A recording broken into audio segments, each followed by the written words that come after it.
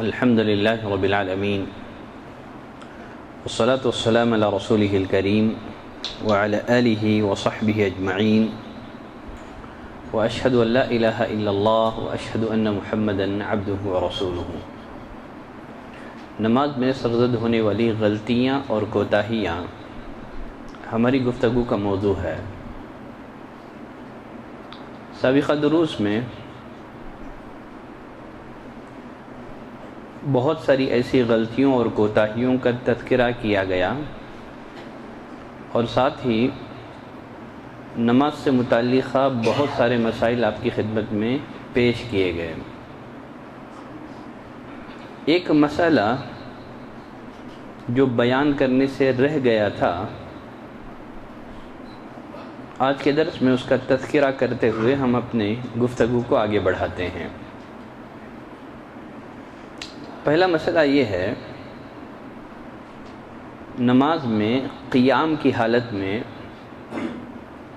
ہاتھوں کو کھلا چھوڑا جائے گا کہ باندھا جائے گا؟ مالکیہ ارسال کے قائل ہیں، مالکیہ ارسال کے قائل ہیں، وہ ہاتھ باندھتے نہیں ہیں۔ اس کے برخلاف جمہور اہل علم اس بات کے قائل ہیں کہ نماز میں دائیں ہاتھ کو بائیں ہاتھ پر رکھا جائے گا۔ جمہور اہل علم نے جن روایتوں سے استدلال کیا ہے، دو روایتیں میں ایگزامپل کے بطور مثال کے آپ کی خدمت میں رکھوں گا۔ پہلی روایت ہے سہل بن سعد رضی اللہ تعالیٰ عنہ کی۔ وہ فرماتے ہیں کان الناس یؤمرون، لوگوں کو حکم دیا جاتا تھا کس بات کا کہ آدمی اپنا دایاں ہاتھ نماز میں بائیں ہاتھ پر رکھے۔ تو اس سے معلوم ہوا کہ ہاتھوں کو قیام کی حالت میں ارسال نہیں کیا جائے گا، بلکہ دائیں ہاتھ کو بائیں ہاتھ پر رکھا جائے گا۔ سنن ابن حبان کی روایت ہے، عبداللہ بن عباس رضی اللہ تعالیٰ عنہ فرماتے ہیں نبی کریم صلی اللہ علیہ وسلم نے فرمایا، ہم انبیاء اکرام کی جماعت امرنا، ہمیں اس بات کا حکم دیا گیا ہے کہ سحری میں تاخیر سے کام لے۔ سحری میں تاخیر سے کام لے کا مطلب اس کے وقت کے گزرنے کے بعد، وہ مقصود نہیں ہے۔ تو احتیاط کے نام پر جلدی نہ کریں، تاخیر سے کام لے سحری میں، اور افطاری میں جلدی کریں۔ جلدی کا مطلب وقت سے پہلے نہیں ہے۔ اور فرماتے ہیں ہمیں حکم دیا گیا ہے کہ ہم نماز میں اپنے دائیں ہاتھ کو بائیں ہاتھ پر رکھیں۔ تو ان دونوں حدیثوں سے ان لوگوں کی غلطی واضح ہوتی ہے جو نماز میں ارسال کرتے ہیں، اپنے ہاتھوں کو باندھے بغیر کھلا چھوڑ دیتے ہیں۔ امام ابن عبد البر رحمۃ اللہ علیہ فرماتے ہیں نبی کریم صلی اللہ علیہ وسلم سے اس کے خلاف کوئی بات ثابت نہیں ہے۔ آپ سے جو ثابت ہے وہ کیا ہے؟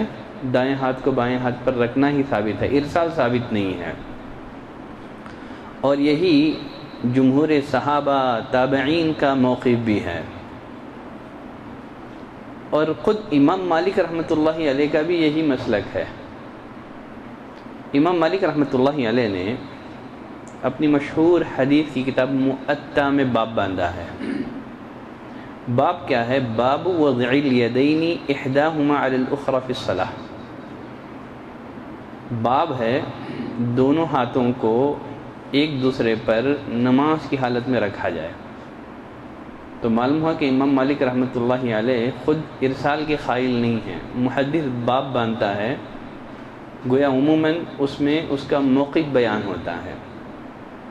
تو امام مالک رحمۃ اللہ علیہ نے مؤطا میں باب باندھ کر کے اپنا موقف واضح کر دیا، اور اس کے تحت انہوں نے سہل بن سعد رضی اللہ تعالیٰ عنہ کی وہ حدیث پیش کی جو کہ ابھی میں ذکر کر چکا ہوں، جو کہ صحیح بخاری میں موجود ہے۔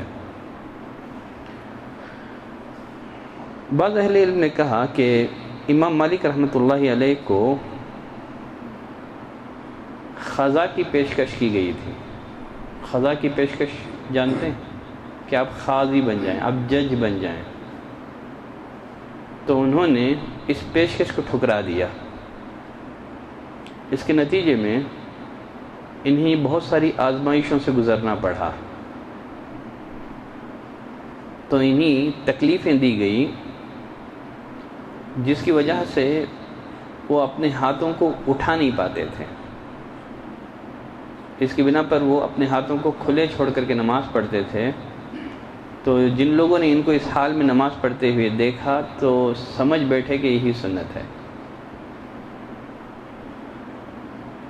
چلو اگر ہم مان لیتے ہیں کہ امام مالک رحمۃ اللہ علیہ سے ارسال ثابت ہے، تب ہمارے لیے اتباع کے قابل، پیروی کے قابل نبی کریم صلی اللہ علیہ وسلم کا عمل ہے، امام مالک رحمۃ اللہ علیہ کا عمل نہیں ہے۔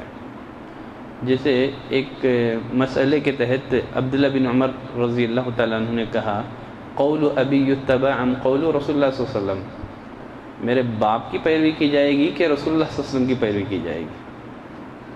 تو اطاعت اور پیروی تو نبی کریم صلی اللہ علیہ وسلم کی ہے۔ تو پہلی بات تو یہ ہے کہ امام مالک رحمۃ اللہ علیہ سے ارسال ثابت نہیں ہے۔ اگر ثابت ہو بھی جائے تب بھی ہمارے لیے لائق اتباع بات عمل نبی کریم صلی اللہ علیہ وسلم کا ہے، کسی امتی کا نہیں ہے۔ دوسرا مسئلہ یہ ہے، یہ بات تو واضح ہو گئی کہ ہاتھوں کو ارسال نہیں کیا جائے گا، کھلا نہیں چھوڑا جائے گا، بلکہ نماز میں اس حالت میں ہم کھڑے ہوں کہ ہمارا دائیں ہاتھ بائیں ہاتھ پر ہو۔ پھر سوال یہ رہ جاتا ہے کہ نماز میں ہم اپنے ہاتھوں کو کہاں رکھیں، اپنے ہاتھوں کو کہاں رکھیں؟ احناف کے نزدیک ہاتھوں کو ناف کے نیچے رکھا جائے گا۔ اس کے برخلاف اہل حدیث کے نزدیک، میں اس مسئلے میں اختلاف نہیں جاتا ہوں چونکہ ہمارے اس علاقے میں احناف ہیں اور اہل حدیث ہیں، اس بنا پر دوسرے اقوال کو نظر انداز کرتے ہوئے بس دو ہی قول پر میں اکتفا کروں گا۔ اہل الحدیث کے نزدیک نماز میں ہاتھوں کو سینے پر باندھا جائے گا، اور احناف کے نزدیک ناف کے نیچے باندھا جائے گا۔ اہل الحدیث نے جن روایتوں سے استدلال کیا ہے ان میں پہلی روایت ابن خزیمہ کی ہے، یہ روایت صحیح روایت ہے۔ وائل بن حجر رضی اللہ تعالیٰ عنہ راوی ہیں، وہ فرماتے ہیں صلیت مع رسول اللہ صلی اللہ علیہ وسلم، میں نے رسول اللہ صلی اللہ علیہ وسلم کے ساتھ نماز پڑھی، فوضع یدہ الیمنی علی الیسری، اپنا دایاں ہاتھ بائیں ہاتھ پر رکھا، علی صدرہ، اور سینے پر رکھا۔ اس حدیث کے چین میں ایک راوی ہیں جن کا نام ہے مؤمل بن اسماعیل، یہ راوی حسن الحدیث ہیں۔ انہی کے ہم نام اور ایک راوی ہیں جن کا نام ہے معمل بن سعید، مؤمل بن سعید۔ ان کے بارے میں امام بخاری رحمۃ اللہ علیہ نے کہا کہ یہ منکر الحدیث ہیں۔ بعض محدثین کو وہم ہو گیا، وہ سمجھ بیٹھے کہ امام بخاری رحمۃ اللہ علیہ نے جس کو منکر الحدیث کہا ہے وہ مؤمل بن اسماعیل ہے، حالانکہ مؤمل بن اسماعیل نہیں ہے بلکہ وہ معمل بن سعید ہیں۔ وہ امام بخاری رحمۃ اللہ علیہ نے اپنی کتاب التاریخ الکبیر میں معمل بن اسماعیل کی سیرت، ان کی زندگی ذکر کی ہے، لیکن اپنی اس کتاب میں ان پر کسی طرح کی کوئی جرح نہیں کی ہے۔ اگر ان کے نزدیک یہ راوی منکر الحدیث ہوتا تو اپنی کتاب التاریخ الکبیر میں اس کی صراحت کرتے، جب انہوں نے ان کی زندگی کے حالات بیان کیے، ان کا ترجمہ ذکر کیا۔ اور پھر اسی طرح جن جن لوگوں نے بھی الضعفاء یعنی ایسے راویوں کو جمع کیا ہے جو محدثین کے نزدیک ضعیف ہیں، ان راویوں کی فہرست میں معمل بن اسماعیل کا ذکر اور امام بخاری کی جرح ذکر نہیں کی ہے، اس میں معمل بن اسماعیل اور امام بخاری کی جرح ذکر نہیں کی ہے۔ علامہ ابن حجر اسقلانی اور بعض محدثین کو وہم ہو گیا، تو وہ سمجھ بیٹھے کہ وہ معمل بن اسماعیل ہیں۔ صحیح بات یہ ہے کہ وہ معمل بن سعید ہیں۔ اور یہاں ایک بات یہ بھی ذہن میں رکھیں، یہ سب ٹیکنیکل مسائل ہیں فن حدیث سے متعلق، پھر بھی آپ سمجھیں، جتنا سمجھ سکتے ہیں سمجھیں، نہیں سمجھیں تو بھی کوئی حرج نہیں ہے۔ جب معمل بن اسماعیل، چلو اگر ہم مان بھی لیں کہ یہ حسن درجے کے راوی نہیں ہیں، تب بھی جب معمل بن اسماعیل سفیان الثوری سے روایت کرتے ہیں، معمل بن اسماعیل جب سفیان الثوری سے روایت کرتے ہیں تو ان کی روایتیں محدثین کے نزدیک قابل اعتبار ہیں، تب اس وقت یہ ثقہ ہیں، تب یہ بھروسہ مند ہیں۔ یہ جیسے ابن معین رحمۃ اللہ علیہ فرماتے ہیں کہ جب معمل بن اسماعیل سفیان الثوری سے روایت کریں تو پھر یہ ان کی روایت میں ثقہ ہیں یہ۔ اور ابن خزیمہ نے، دارقطنی نے، حاکم نے، ذہبی نے، ترمذی نے، ابن کثیر نے، ان تمام محدثین کا موقف یہ ہے کہ معمل بن اسماعیل کی روایت جس کو وہ سفیان الثوری سے روایت کرتے ہیں وہ قابل قبول ہیں۔ اور یہ جو روایت ہے ہمارے پاس، اس روایت کو معمل بن اسماعیل نے سفیان الثوری سے روایت کی ہے، تو معلوم کیا ہوا کہ یہ روایت صحیح ہے، جس میں نبی کریم صلی اللہ علیہ وسلم کا عمل یہ بیان ہوا ہے کہ آپ اپنے سینے پر ہاتھ رکھا کرتے تھے۔ اور دوسری حدیث جو کہ مسند احمد میں ہے، خبیثہ بن حلب اپنے والد حلب رضی اللہ تعالیٰ عنہ سے روایت کرتے ہیں، وہ فرماتے ہیں رأیت النبی صلی اللہ علیہ وسلم ینصرف عن یمینہ وعن یسارہ، میں نے رسول اللہ صلی اللہ علیہ وسلم کو دیکھا جب آپ سلام پھیرتے تو دائیں اور بائیں جانب سلام پھیرا کرتے تھے، اور فرماتے ہیں یضع ھذی علی الصدر، اور فرماتے ہیں کہ آپ صلی اللہ علیہ وسلم اپنے ہاتھوں کو سینے پر رکھا کرتے تھے۔ اور یحییٰ بن معین نے عملاً لوگوں کے سامنے سینے پر ہاتھ رکھ کر کے بتایا۔ تو اس کی چین میں قبیصہ بن حلب ایک راوی ہیں، بعض نے کہا کہ یہ مجہول ہیں، انون پرسن ہیں، صحیح بات یہ ہے کہ یہ مجہول راوی نہیں ہیں۔ امام ترمذی رحمۃ اللہ علیہ نے ان کی روایتوں کو حسن قرار دیا ہے، اور امام عجلی رحمۃ اللہ علیہ نے بھی ان کو ثقہ کہا ہے، یہ مجہول راوی نہیں ہیں۔ بقیہ احناف نے جن روایتوں سے استدلال کیا ہے، احناف کا موقف کیا ہے کہ ہاتھ ناف کے نیچے باندھا جائے گا۔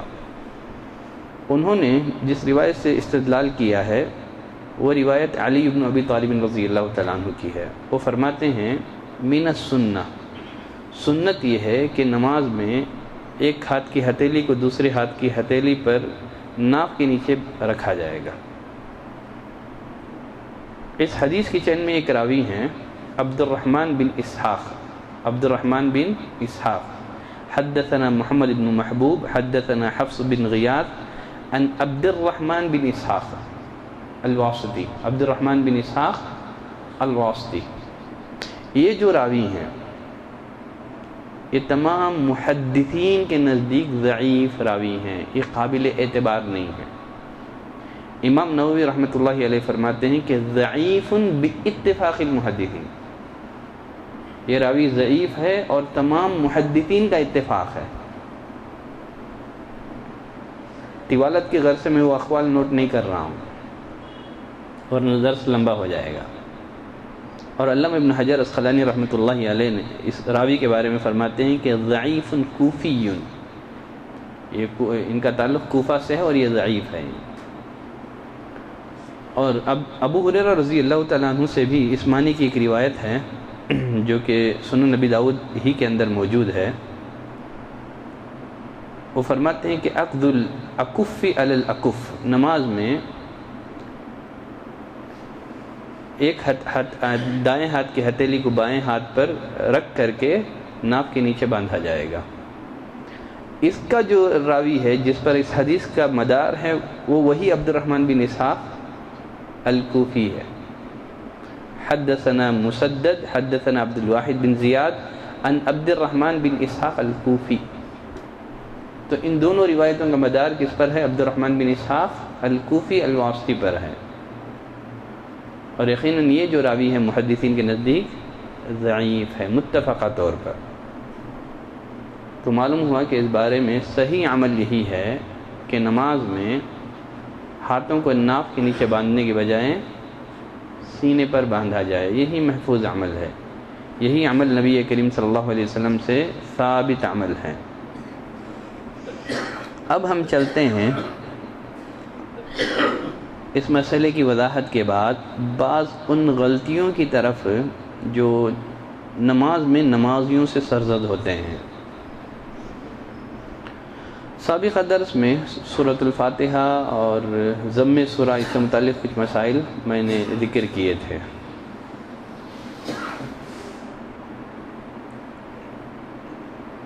بعض غلطیاں، ان میں پہلی غلطی ہے آمین کہنے میں امام سے سبقت کر جانا۔ بہت سارے لوگ ابھی امام غیر المغضوب ولا الضالین نہیں کہتا ہے کہ پیچھے سے آمین کہنا شروع کر دیتے ہیں، یہ غلط ہے۔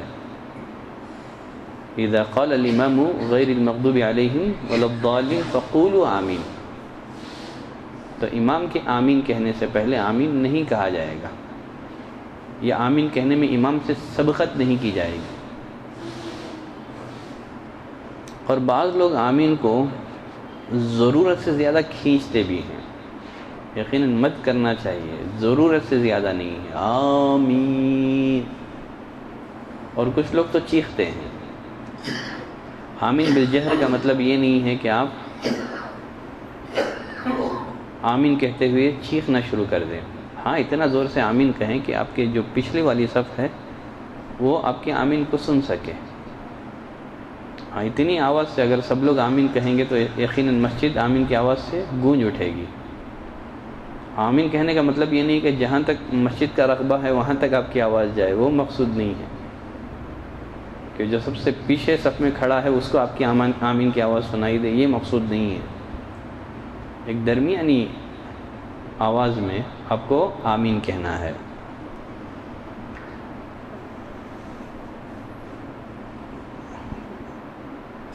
نماز میں سرزد ہونے والی غلطیوں میں سے ایک غلطی سورتوں کی تلاوت میں ترتیب مصحفی کو ضروری سمجھنا ہے۔ اگر امام اس ترتیب میں مخالفت کر دے تو اسی لعن طعن کرنا ہے۔ یہ جو ہمارے پاس جو قرآن ہے، یہ جو ترتیب ہے سورتوں کی، اس بارے میں اہل علم کے مابین اختلاف ہے، کیا یہ توقیفی ہے کہ اجتہادی ہے؟ کیا یہ توقیفی مطلب من جانب اللہ ہو گیا؟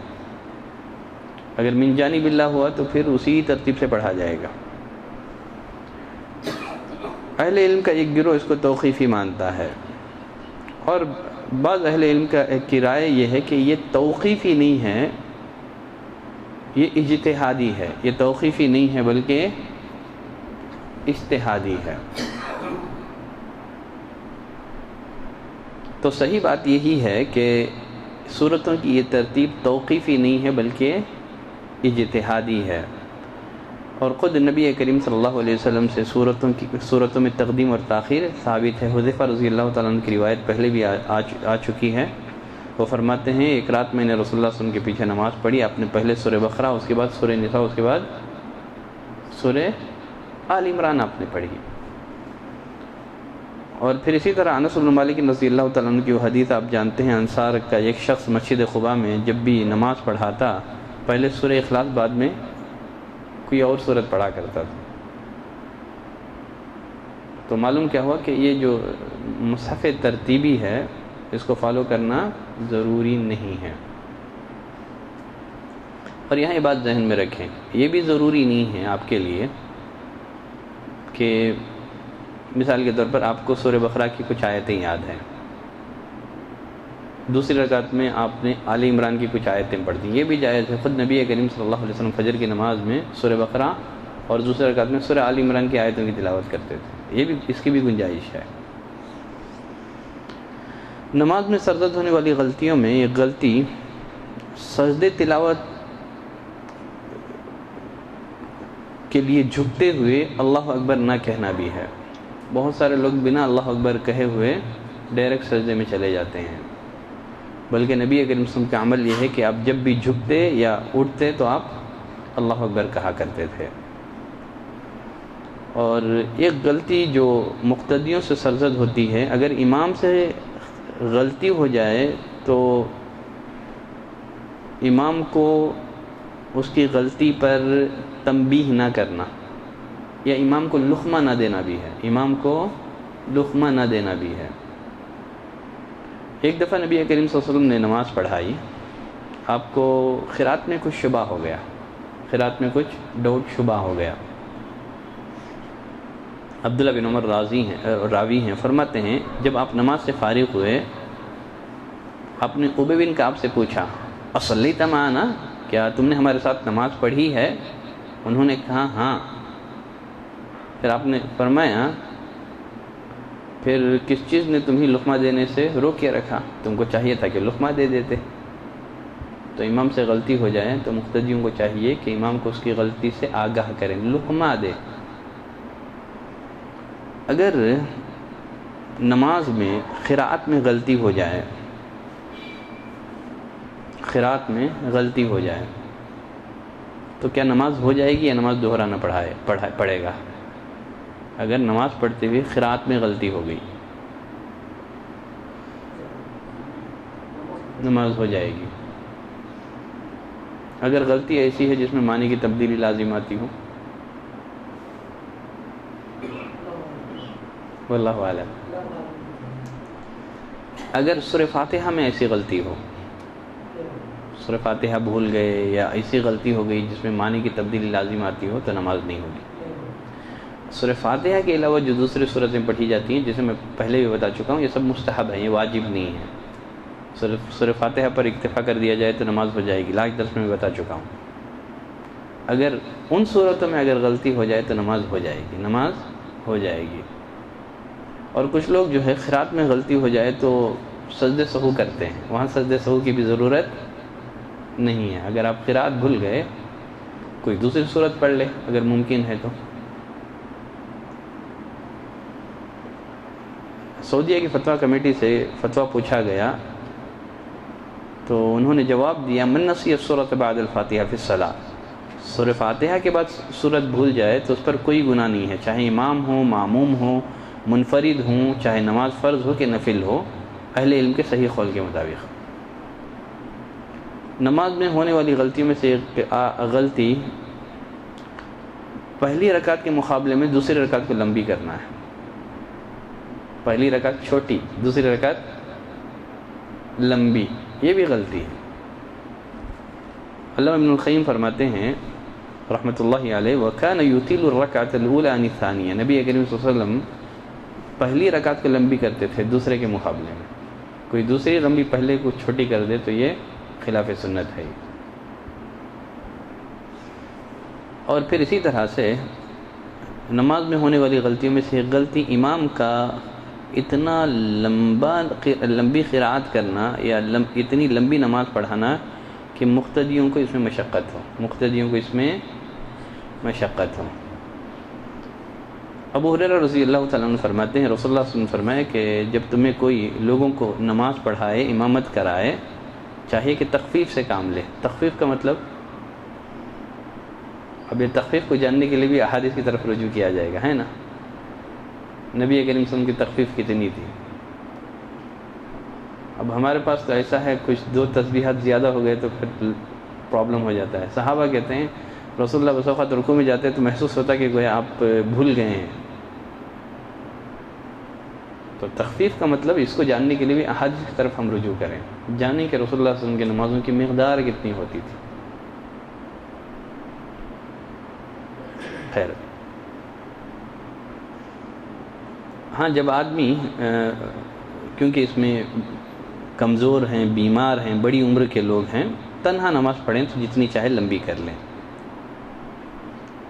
اور ایک غلطی جو عموماً غلطی سرزد ہوتی ہے نماز سے متعلق، بڑی عمر کے آدمی کو امامت کا مستحق سمجھنا ہے، بڑی عمر کے لوگوں کو امامت کا مستحق سمجھنا ہے، حالانکہ چھوٹا ہو لیکن اسے حفظ بڑے کے مقابلے میں زیادہ یاد ہو۔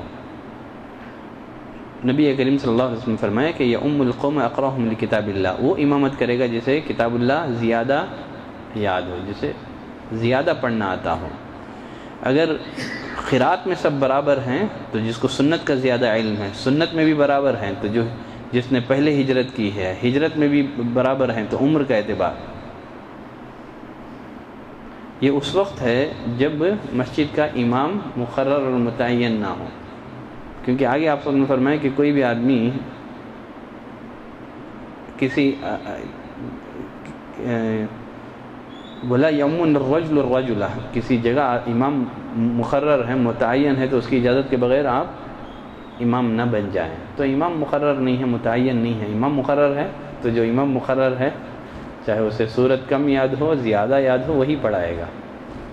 کوئی مقتدی جسے قرآن زیادہ یاد ہو آ کر کے بحث نہیں کرے گا کہ نہیں میں امامت کا مستحق ہوں۔ نماز میں سرزد ہونے والی غلطیوں میں سے ایک غلطی، کچھ لوگ تاخیر سے پہنچنے کے بعد دعائیں استفتاح میں مشغول ہو جاتے ہیں۔ سورہ فاتحہ پڑھ کے رکوع میں جانا ہے نا، امام رکوع میں چلے جاتا ہے، یا ابھی صاحب دعائیں استفتاح